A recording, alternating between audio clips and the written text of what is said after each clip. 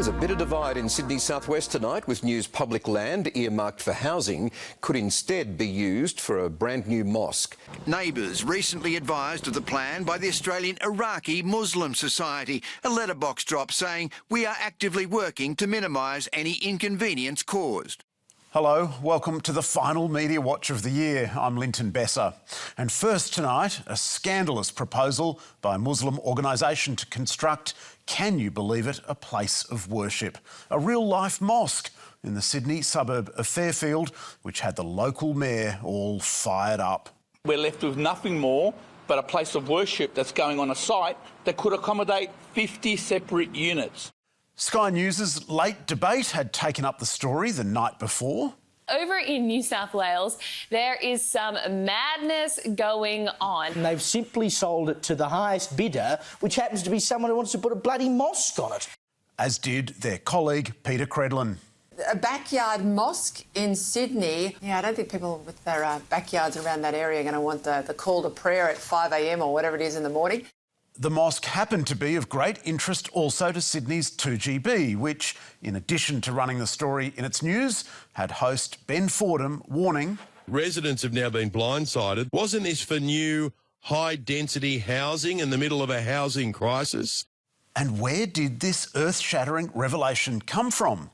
It was first published online by the Daily Telegraph, before appearing in print the next day like this. Exclusive. Fairfield residents received a letter from the Australian Iraqi Muslim Society Incorporated revealing the group's intention to develop the site into a new place of worship.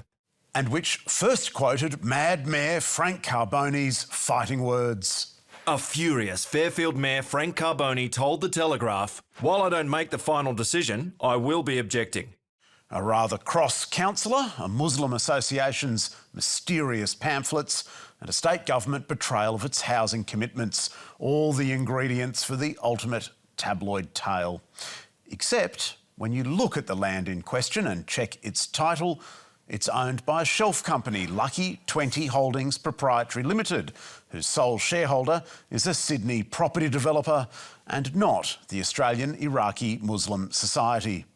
And what about that flyer that set the hairs racing? Assalamu alaikum, brothers and sisters. It is with great respect and openness that we inform you of our intention to build a mosque at 422-426 the Horsley Drive, Fairfield.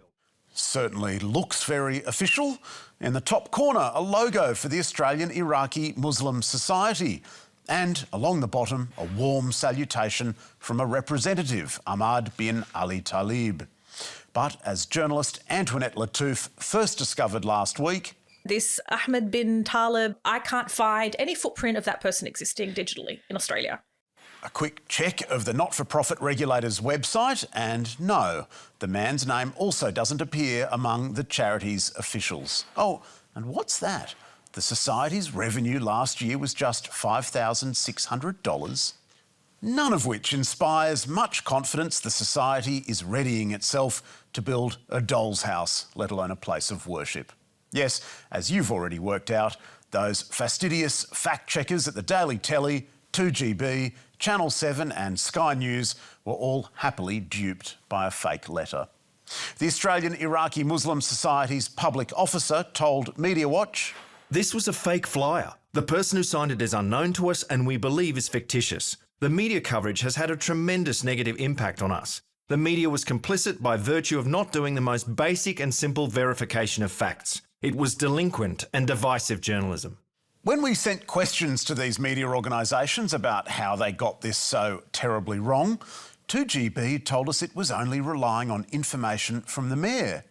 But when Sky News received our email, it quickly scrubbed its coverage from the internet and published a correction online. Channel 7 said it had tried to contact the Australian Iraqi Muslim Society, but failed, and the Australian Iraqi Muslim Society contacted 7 News the day after the broadcast and we removed our stories. 7 News was not the first media organisation to run this story. Oh, well, that's all right then. The Daily Telegraph, rather than addressing our questions, pointed us to this online story it published last Tuesday. Not a correction, of course, but an update. If only there'd been clues along the way that something was awry. like in the very intro perhaps read from the anchor's desk. The council and state governments say it's the first they've heard of it. Or that the phone number on the flyer, which was briefly answered when the Daily Telegraph called, was soon disconnected. We called the number on the flyer, but your call could not be connected. Please check the number and try again. And what about when the angry alderman at the centre of this debacle was put under just a wincy bit of pressure? If it's a developer, though, if a developer's bought this, they're not going to make money out of building a mosque. But why would they be circulating a letter saying that a mosque's coming? Despite Laura J's spidey sense, Frank Carboni assured us he was speaking out to decry the state government's poor housing policy. Once upon a time, it was pretty much central to the project of journalism to verify stories before publishing. A quaint idea, I know. Because in their rush to publish, these journalists not only got it wrong, but failed to focus on the real story here about an innocent group of people minding their own business, becoming fodder for a dirty tricks campaign by someone with nefarious intent. And here's something else to ponder. Would there have been such a rush to publish had the house of worship at the centre of this debacle been something other than a mosque? And now to the Betoota Advocate, the satirical online newspaper which, since launching a decade ago, has charmed its way into a cult following, coining the phrase Scotty from marketing and trading on the inherent absurdity of Australian politics, and which 2 weeks ago brought us this hilarious gag, a classic Betoota spoof featuring a local millennial bloke called Greg needing a new outdoor setting. Now, let's read on for one of Betoota's signature punchlines. Having neglected the outdoor area of his humble terrace for some time, Greg Wallace, 33, says he finally took the plunge and got a nice set from Koala Furniture. But there's got to be a joke in there somewhere, right? He proudly shows our reporter a pair of snazzy moss green lounge chairs from Koala that look like they'd pair perfectly with a couple or several glasses of sangria. Huh? No sting?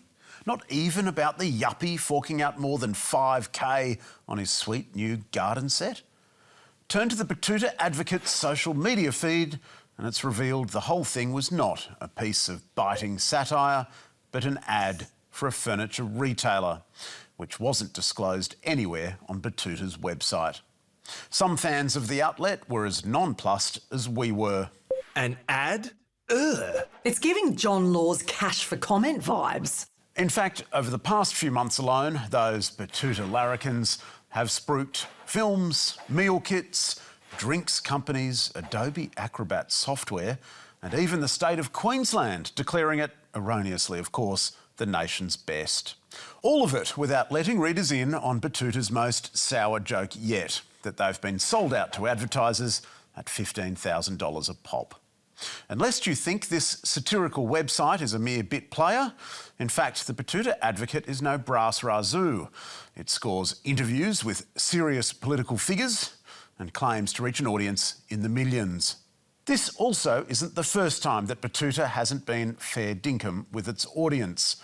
Back in April, the ABC's Background Briefing program revealed that Betoota's founders, through a separate company, were being secretly paid by the Labor Party during the federal election for media advice at the very time that the Betoota Advocate was conducting interviews with Labor Party players, Foreign Minister Penny Wong and backbench MP Josh Burns, which is just not cricket, is it?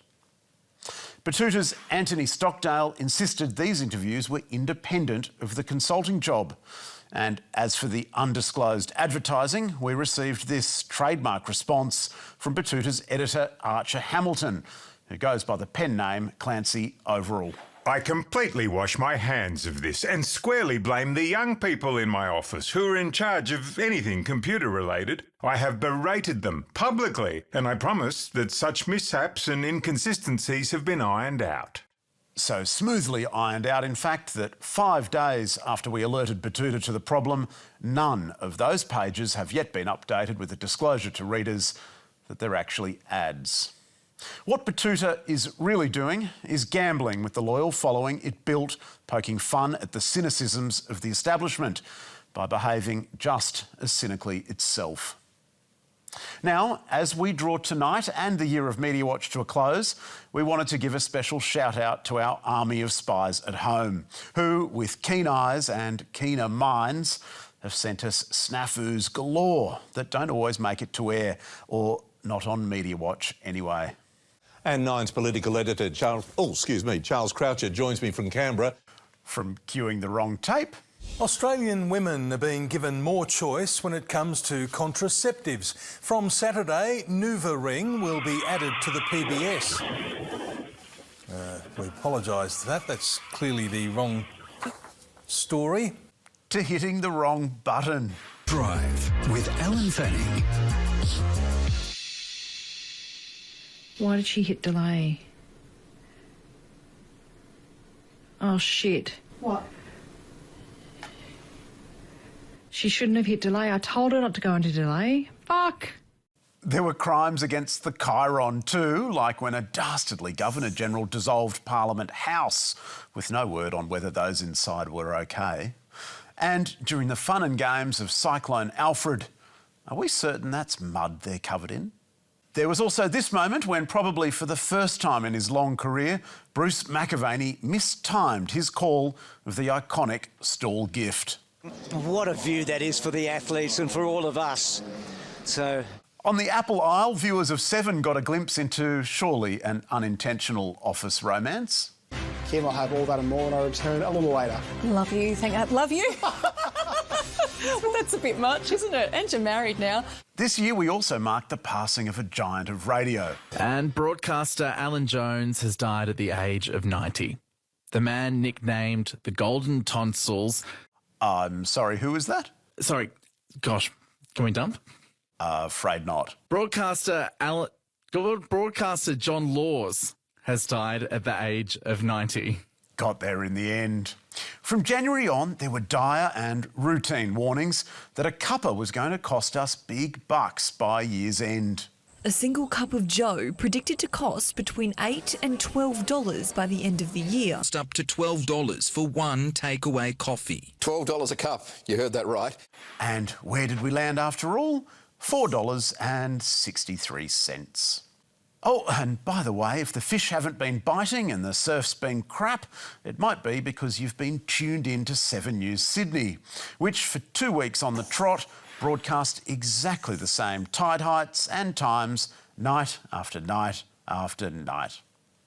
And before we go, a big thank you to all our fans out there. Now, Media Watch. I'm not going to lie, the story didn't wow me. Ben Fordham's loyal audience was worried he might get a Guernsey on the program. Roger's a bit worried. He says, I hope this Tesla segment isn't brought up by Media Watch. Let's hope that Linton and his team aren't listening to this, even though we know 100% they are.